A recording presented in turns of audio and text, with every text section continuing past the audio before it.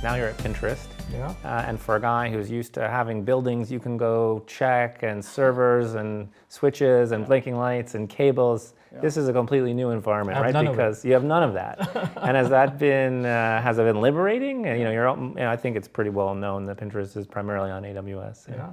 So, I think that was frankly, the call for me. Yeah. As my journey being like a power engineer when I started out to what I have been doing, I have been not just intrigued, but I really believe that the public cloud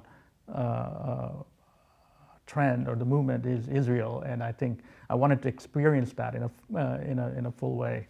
And yeah, it's we run all of that in over a public cloud. And if you can imagine a large consumer site with over 30 billion pins today, 750 million boards, as we call, and I think all the metrics that you can cite that, as you said, puts 12 on Alexa and whatnot, arguably one of the larger sites. And I think for us, there's some pretty interesting technical challenges in terms of real-time stream analytics and things like that, so that your experience gets better and better. And those are some of the very interesting technical challenges that I see coming into Pinterest. But yeah, all of it runs in a public cloud, and my thoughts are generally all good, right? Yeah. And it is. I'm just impressed every day with how much we're actually able to do with so little.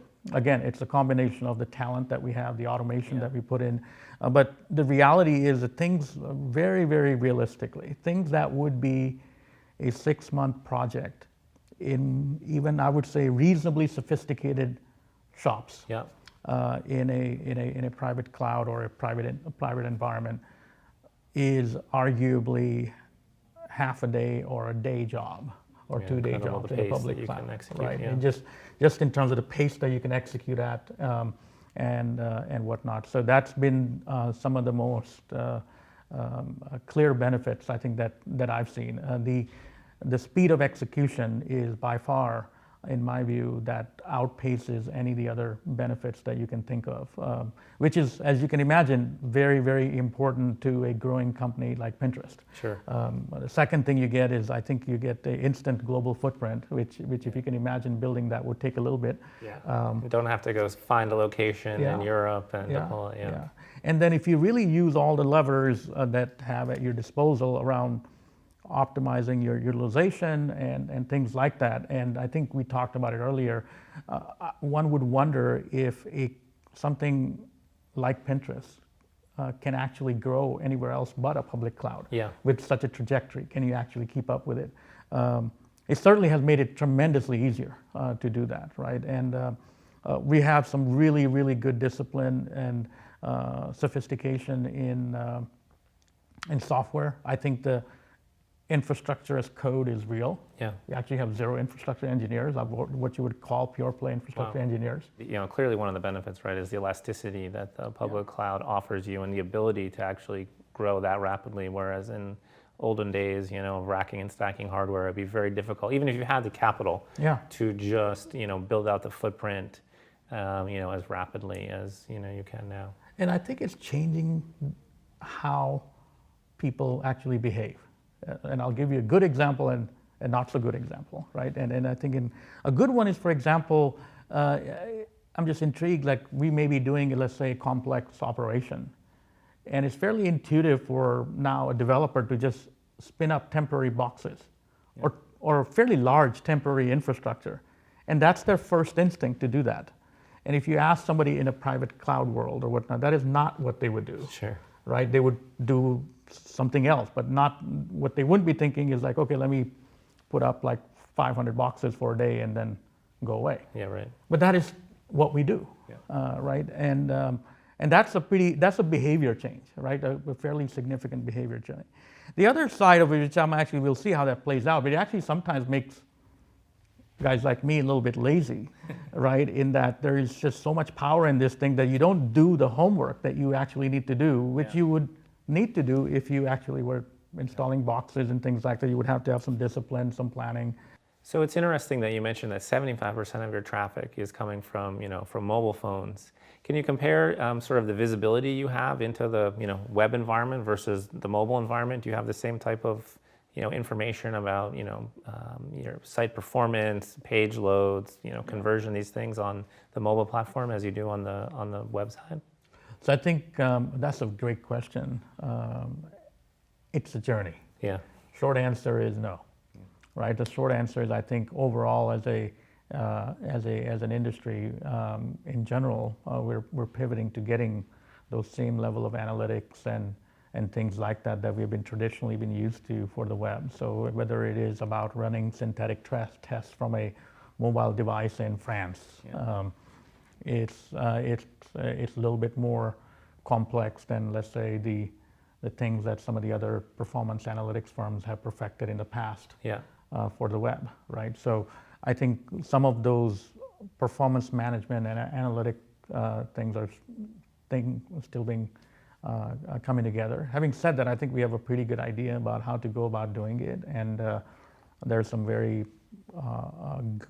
I'm very optimistic, put it that way. But I think it's just like anything else. You just have to focus on it, and then going after getting it done. And I think at Pinterest, I'm pretty impressed with how transformative our mobile experience has been, which, from what I understand, started in 2012, and to what it is now. It's pretty cool. Yeah.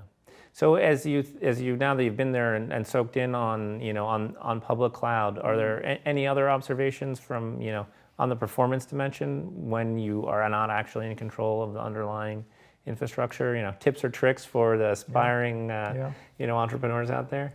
So I think the other thing that's a little bit getting back to the public cloud conversation, some of the things that are intriguing to me is that you just have to design your infrastructure better, knowing that you don't necessarily have complete control over the entire stack. Yeah. In the way that you would in your private environment, right? So it's not like when you have a complex problem, you just have to have some forethought. You're not going to run down the hall and get your kernel guy and a network guy and to kind of work hand in hand, go to the net logs and things like that. You may not necessarily have access to some of those information. So you have to instrument your own devices for that. One of the things that I've been very intrigued by is that we're actually putting a lot of innovation in metrics and analytics in operations. So again, this is leveraging all the big data stuff into operations and building out time-based and log-based analytics, how very similar to how you use it for user insights, right? And that's something that I think it becomes a lot more critical if you are in public cloud, because those are your eyes and ears relative to many of the other traditional approaches that you may be used to. So that's one observation I think about the public cloud. The other thing I think I'm intrigued as a student of technology about system performance, right? And whether system performance is optimized across the board. And those are two forces. Clearly, that's been one of the knocks on the public cloud, that performance is a lot of jitter, right? Highly variable. Highly variable, the very notion of multi-tenancy that occurs, what are the variables that you have under control? But knowing that there's more goodness than not, is there a combination of things that yield both, right? So that, let's say you have something that has a much more intense performance expectation. Can you do it differently? Things of that nature. Yeah. So those are questions that remain, in my view, somewhat unanswered. Security is another thing, right? So we just have to kind of continue going down the journey of making sure that we have all the necessary forensics and all that's needed to scale a large site. So having come up through operations, if you ran into young ops engineer who's got his pager and is in an on-call rotation, who is thinking about doing a startup for type of tool for the ops community. Is there any advice that you'd give them? That's a good question. So I think, first off, let me define modern ops, right? I think, and I have a pretty strong point of view on it. If you can imagine, I think modern operations is not often. It is not about operations alone as you think about it. It is actually all encompassing from everything from architecture to engineering to deployment. And if you do all those things right, I think there's the operating element that kind of comes with it. So innovation in operations really matters. All right. So I think we can talk about number of examples of companies that innovated in infrastructure and now has become one of their key differentiators. Yeah, so competitive advantage, really. Right, like whether you look at Google, Facebook, Amazon, their innovations in infrastructure, I think, speak for themselves, and I think that has now resulted in a key differentiation, right? So a head of operations or a person thinking about this discipline has to think of it as a completeness. This is not just about like somebody doing, like having to respond to pagers or to do tasks that somebody doesn't want to do. Yeah. This is a fully developed technical discipline, ranging from architecture to software development and engineering, deployment and operations. And there's one key difference. You get to fly a lot closer to the ground when you are in this discipline. And that's what I actually enjoy. You have a great feedback loop to what's actually going on the site, and you have to dig it, right? So that's what I think defines modern infrastructure. I think we're going through a time where there's a unique space where there's a tremendous innovation going on in this space. You know all about it, and it's an exciting time. So getting back to like a person that is thinking about a startup or a venture idea or things like that, my advice would be to kind of think about the modern operations person that is a software developer. Yeah. If you can help make that journey better for either an existing practitioner or a next generation of them by leveraging software. And you mentioned pager, and it's interesting because none of the folks That's that the I have, stereotype, right? Yeah, that actually wear a pager. Right. But there is an app called PagerDuty, sure. which works amazingly well. Yeah. All right. So that's a good way of sort of explaining where this thing is going, right? And I'm just Probably sends out a lot more SMSs than pages. Yeah. Or it not being available itself, but yeah. At the end of the day, I think that's the journey we're in, and I think it's just an exciting time to be part of this craft. Yeah, great. Well, Raj, I really appreciate you joining today. This was a lot of fun, and I'll see you around. Awesome. Thanks, Alex, for having me.